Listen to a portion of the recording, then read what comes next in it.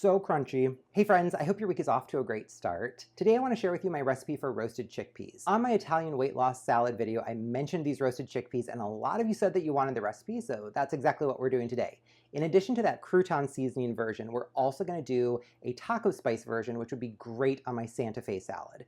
So without any further ado, let's get right into this. I've got 2 cans of chickpeas. These are rinsed, drained, and dried off. And now we're going to pop these into our preheated 250-degree oven for about 20 minutes. So we're going in at a low temperature for a very specific reason. I tested this out, just kind of standard style, going in at 400 degrees straight away. And what I found is when you go in at a high temperature, the inside of the chickpea never dries and it's always a little bit chewy. By going in low and then cranking the heat up later, you dry the chickpea from the inside out, kind of like if you were making a meringue. And if you remember to, go ahead and stop and shake halfway through. So our chickpeas were in the oven for a total of 20 minutes, so they're well on their way to drying out. And now I've got the oven cranked up to 400 degrees to preheat while we get everything flavored up. Here in a bowl, I'm gonna add in the chickpeas. Dump them all over the ground while you're at it. So normally you would use oil to help get the outsides crispy. However, using citrus juice kind of does a similar thing because there's a little bit of sugar in here, which helps things crisp up. So I'm gonna add 2 tablespoons of lemon juice. And then just toss the chickpeas around to get them coated in lemon juice. Then going in, we've got 2 tablespoons of nutritional yeast. This is gonna give us that cheesy flavor that we love on croutons. Next is a tablespoon of garlic powder, and then a ½ tablespoon of onion powder, and a ½ tablespoon of paprika. I'm using smoked, but you could use sweet. And then just toss this to get everything evenly coated. It's gonna be more seasoning than you need, so it's okay if there's some left in the bowl. The goal here is just to make sure that everything is evenly covered. So we'll pop this back onto our baking tray, spread it around into a single layer, and then we can get this back into the oven. And then going into that same bowl, we're gonna add our second batch of chickpeas.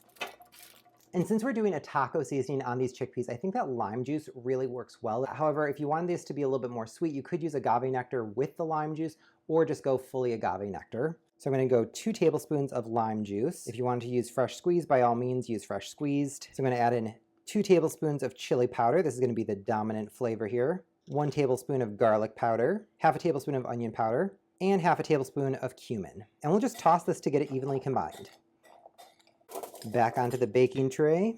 Get this all spread out. It smells so limey and delicious. Now I can pop this back into the oven that's at 400 degrees, and we're gonna cook this for 20 to 30 minutes until they're nice and crispy throughout. So every 10 minutes, stop, give the trays a shake just so that nothing sticks, and then test 1 chickpea each time to see how they're progressing, because these can go from perfectly crispy and toasty to burnt in about 3 minutes, so keep an eye on it. These chickpeas roasted at 400 degrees for a total of 25 minutes, and I'm liking how they're looking and how they're tasting. So you can see here that we did get a little bit of burning of the spices. However, the chickpeas themselves look great. Give this a little taste.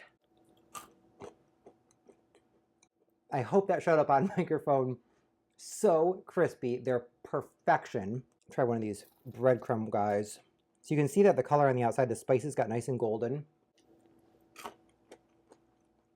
So crunchy, so garlicky, absolutely delicious. So these are all done and we can enjoy them as is warm. However, I don't need 2 cans of chickpeas for dinner, so I'm gonna let mine cool down to room temperature before I store them.